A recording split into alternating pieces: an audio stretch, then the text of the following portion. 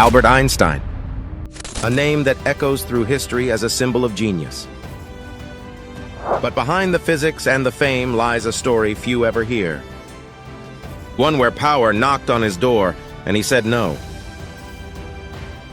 Why would one of the greatest minds in history walk away from ruling a nation?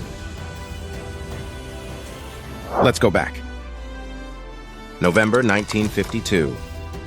Chaim Weizmann, Israel's first president, had passed away.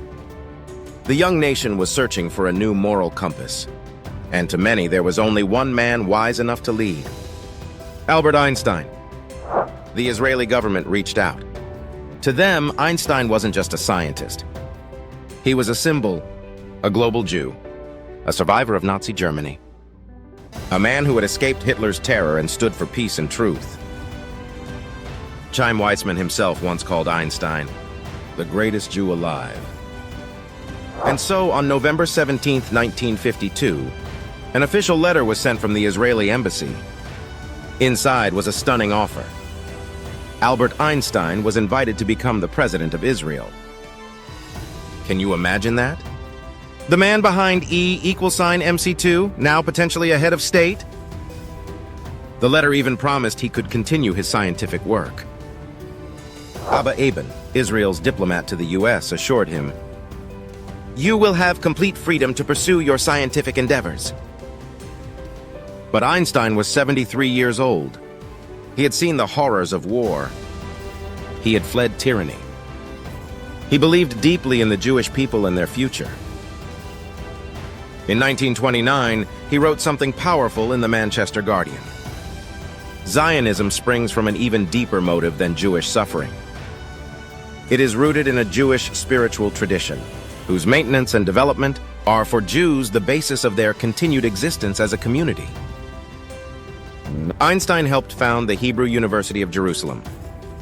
He believed in education, in moral strength. He wasn't a politician. He was a philosopher.